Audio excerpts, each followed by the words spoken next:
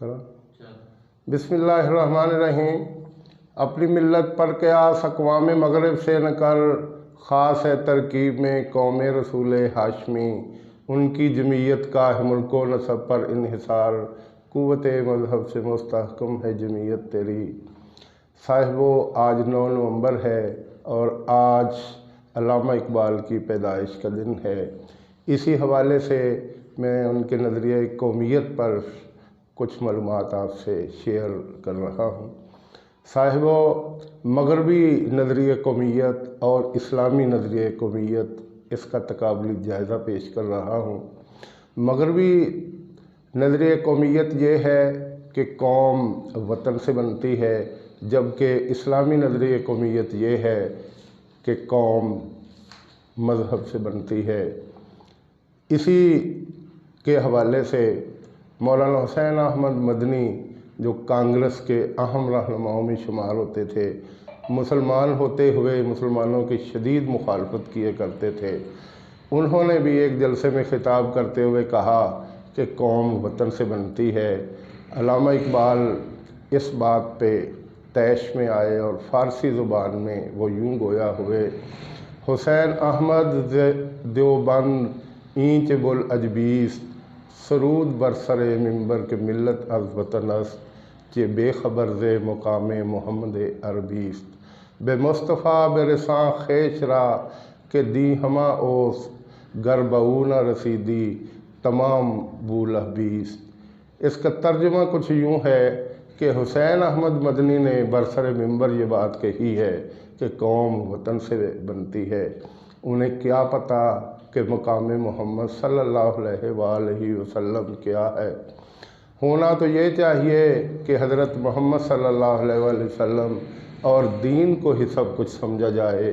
اگر ایسا نہیں ہے تو پھر میں اسے ابو لہب جیسے جذبات اور احساسات ہی تصور کر سکتا ہوں۔ اس کے بعد اس کا اردو میں بھی انہوں نے یوں اپنے نظریات پیش کیے: اپنی ملت پر قیاس اقوام مغرب سے نہ کر، خاص ہے ترکیب میں قوم رسول ہاشمی۔ ان کی جمعیت کا ہے ملک و نسب پر انحصار، اے قوت مذہب سے مستحکم ہے جمعیت تیری۔ اسلامی نظریہ قومیت تو یہ ہے کہ جہاں بھی مسلمان آباد ہیں، جہاں بھی مسلمان سکونت پذیر ہیں، وہ ایک قوم سے تعلق رکھتے ہیں۔ تبھی تو مولانا ظفر علی خان نے کہا تھا: اخوت اس کو کہتے ہیں، چبھے کانٹا جو کابل میں، تو ہندوستان کا ہر پیرو جواں بے تاب ہو جائے۔ صاحبو، اسی نظریہ قومیت کو مد نظر رکھتے ہوئے ہندوستان کے بہت سے علماء کرام نے اسلام کی ترویج و اشاعت کے لیے کام کیا، اسلامی نظریہ قومیت کے لیے کام کیا۔ آپ مجدد الفسانی کو لے لیجئے، آپ شاہ ولی اللہ کو لے لیجئے، ان کے چاروں بیٹوں شاہ عبدالعزیز، شاہ عبدالقادر، شاہ عبدالرحیم اور شاہ عبدالغنی، یہ چاروں کے چاروں اسلام کی ترویج و اشاعت کے لیے کام کرتے رہے۔ اور اس کے بعد شاہ اسماعیل شہید، جو شاہ ولی اللہ کے پوتے تھے، وہ اپنے پیر و مرشد سید احمد بریلوی کے ساتھ مل کے اسلام کی ترویج و اشاعت کے لیے کام کرتے ہوئے سکھوں کے خلاف لڑتے ہوئے 1831 کو بالا کوٹ کے مقام پہ شہید ہوئے۔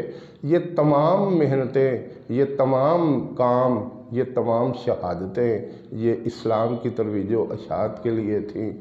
یہ کوششیں اس وقت بھی جاری تھیں اور آج بھی یہ کوششیں جاری ہیں۔ صاحبو، اگر نظریہ قومیت، وہ نظریہ قومیت جو مغربی نظریہ قومیت ہے، اگر اس کو دیکھا جائے تو وہ ملک کی جغرافیائی سرحدوں کی طرف زیادہ توجہ دیتے ہیں، جبکہ اسلامی نظریہ قومیت میں ملک کی جغرافیائی سرحدوں کے ساتھ ساتھ ملک کی نظریاتی سرحدوں کی حفاظت کا معاملہ بھی اٹھایا جاتا ہے۔ صاحبو، ملک کی جغرافیائی سرحدیں یہ ہوتی ہیں کہ اس ملک کی زمین پر کہاں کہاں تک لکیریں کھینچی جاتی ہیں۔ جیسے پاکستان کی جغرافیائی سرحدوں کا میں تذکرہ آپ کے سامنے کر رہا ہوں۔ پاکستان انڈیا کے ساتھ پاکستان کی 2912 किलोमीटर लंबी सरहद है। चीन के साथ 523 किलोमीटर लंबी सरहद है। अफ़गानिस्तान के साथ 2430 किलोमीटर लंबी सरहद हमारी मिलती है। इसी तरह ईरान के साथ 909 किलोमीटर हमारी सरहद मिलती है और जुनूब में बहरा अरब के साथ 1000 किलोमीटर की हमारी सरहद मिलती है। ये हमारी जोग्राफियाई सरहद है। और हमारी जो नज़रियाती सरहद है वो ये है कि ये मुल्क हमने कलमा के नाम पे हासिल करना है। कलमा के नाम पे हमने ये मुल्क हासिल भी कर लिया। साहिबो, दुनिया में 2 ऐसी मुल्क हैं जो कलमा के नाम पे वजूद में आई, जिनमें एक रियासत मदीना है और दूसरी पाकिस्तान। साहिबो, इन नज़रियात को लेके अल्लामा इकबाल जगह जगह इसका प्रचार करते रहे। इसी नज़रिया को लेके दूसरे मुसलमान रहनुमा इस्लाम की तरवीज व इशाअत और इस्लामी नज़रिए कौमियत की तरवीज व इशाअत के लिए वो बरसरे पैकार रहे। साहिबो, अगर देखा जाए तो मगरबी नज़रिए कौमियत ही था जिसकी वजह से दुनिया 2 आलमी जंगें देख चुकी है। पहली जंग अज़ीम 1914 में शुरू हुई और 1919 तक जाके ख़त्म हुई। इसकी वजह यह थी कि ऑस्ट्रिया एक छोटा सा मुल्क था जिसका एक शहज़ादा किसी दूसरे मुल्क में कत्ल हो गया तो कुछ लोग एक तरफ हो गए, कुछ लोग दूसरी तरफ हो गए। कुछ ममालिक ने ऑस्ट्रिया का साथ दिया, कुछ मुल्कों ने दूसरे मुल्क का साथ दिया और इस तरह 1914 से लेकर 1919 तक ये जंग जारी रही। दूसरी जंग अज़ीम को अगर हम देखा जाए तो जर्मनी के हुक्मरान हिटलर ने कहा था जो पावर में है वो कमज़ोर मुल्क पर कब्ज़ा कर सकता है, और उसके जुनून और उसके पागलपन को ठंडा करने के लिए जब अमेरिका ने 1945 में हिरोशिमा और नागासाकी पर 2 एटम बम गिराए और लम्हों में 2.5 लाख से ज़्यादा लोग लुक़्मे अजल बन गए और वो दोनों शहर बिल्कुल सफ़ाई हस्ती से मिट के रह गए और उसके असरात आज भी जारी हैं। 1939 में शुरू होने वाली ये जंग 1945 में जाके ख़त्म हुई। अगर देखा जाए तो ये तमाम सूरत हाल मगरबी नज़रिए कौमियत के पेश नज़र पेश आई। आप ज़रा देखिए कि जब सल्तनत उस्मानिया पर इन ममालिक ने हमला किया और कब्ज़ा करके इसके हिस्से बखरे किए, ये भी इसी सिलसिले की एक कड़ी थी। और उस वक्त अल्लामा इकबाल ने कहा था, उस्मानियों पे है कोहे गम टूटा तो क्या गम है, उस्मानियों पे है कोहे गम टूटा तो क्या गम है कि खूने 100,000 अंजुम से होती है सहर पैदा।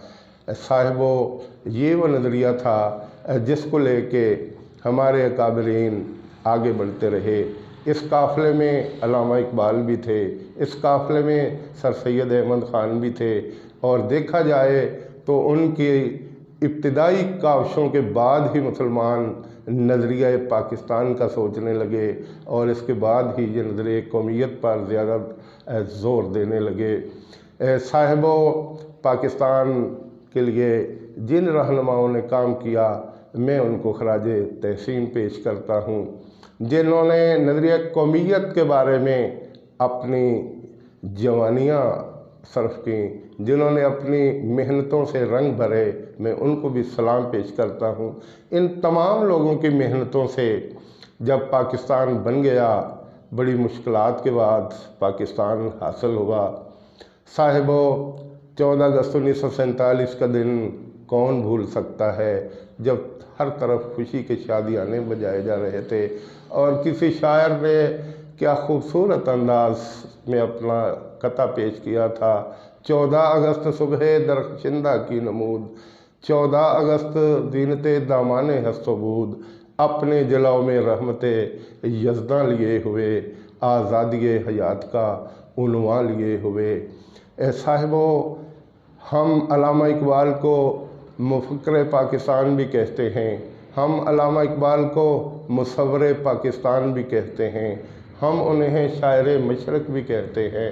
میں کہتا ہوں کہ انہوں نے جس خلوص کے ساتھ کام کیا، جس خلوص کے ساتھ وہ مسلمان ہند اور پوری دنیا کے مسلمانوں کے لیے کام کرتے رہے، وہ ان کی طرف سے ایک بہت بڑا کام تھا۔ اس کا اجر انہیں خدا ہی دے گا۔ صاحبو، ان رہنماؤں کی کوششوں سے جب پاکستان بن گیا، کہتے ہیں قصور کی سرزمین پر ایک خاتون جب انڈیا سے ہجرت کر کے آئی، وہ اپنے 3 بچوں کے ساتھ سجدہ ریز تھی۔ جب اس نے سر اٹھایا تو اسے پوچھا کہ یہ والہانہ انداز آپ نے کیوں اپنایا؟ اس نے کہا مجھے بتایا گیا تھا کہ ہم نے وہ ریاست حاصل کر لی ہے جہاں ہم اسلامی اصولوں کے مطابق کام کریں گے۔ انڈیا کے اندر ہمیں نماز پڑھنے نہیں دی جاتی تھی۔ انڈیا کے اندر نماز کے اوقات میں مسجدوں کے باہر ڈھولک بجائی جاتی تھی۔ انڈیا میں ہمیں گائے کی قربانی کی اجازت نہیں تھی۔ جب بھی ایسا ہوتا تو درجنوں لوگ شہید کر دیے جاتے تھے۔ اب میں پاکستان میں ہوں اور انشاءاللہ یہاں اسلامی نظام آئے گا، لیکن اگر دیکھا جائے تو وہ بہت سی جو ہماری خواہشات تھیں وہ خواہشات میں ہی سمٹ کر رہ گئیں۔ قائد اعظم نے جو خواب دیکھے تھے وہ بھی شاید شرمندہ تعبیر نہ ہو سکے۔ قائد اعظم اس کو فلاحی مملکت بنانا چاہتے تھے، لیکن بعد میں آنے والے حکمرانوں نے، ابتدا میں اگر دیکھا جائے تو لیاقت علی خان اور قائد اعظم محمد علی جناح بڑے اچھے انداز میں پاکستان کو آگے لے کے جا رہے تھے، لیکن ان دونوں لیڈران کرام کی موت کے بعد وہ منزل جس کی خاطر انہوں نے شب و روز صرف کیے تھے وہ منزل ہم سے دور ہوتی چلی گئی۔ لیکن اس کے باوجود پاکستان آج اس پوزیشن میں ہے اور ہم تمام تر شرمندگیوں کے باوجود قائد اعظم سے یوں مخاطب ہونے کی جرات کرتے ہیں، ابری تھی زمین جو تیرے نقشے کف پاس ہے، اب تک وہ زمین چاند ستاروں کی زمین ہے۔ صاحبو، آج علامہ اقبال کی پیدائش کا دن اور آج پاکستان کے ہر شہر، ہر قریہ اور ہر جگہ ان کو خراج تحسین پیش کیا جا رہا ہے۔ میں نے بھی اسی سلسلہ میں ان کے جذبات کی کچھ اس طرح ترجمانی کی ہے کہ ان کا جو نظریہ قومیت تھا اس کو میں نے آپ سے شیئر کیا۔ میں پھر انہی اشعار سے اپنی تقریر کو، اپنی گفتگو کو سمیٹ رہا ہوں۔ اپنی ملت پر قیاس اقوام مغرب سے نہ کر، خاص ہے ترکیب میں قوم رسول ہاشمی، ان کی جمعیت کا ملک و نسب پر انحصار، قوت مذہب سے مستحکم ہے جمعیت تیری، والسلام۔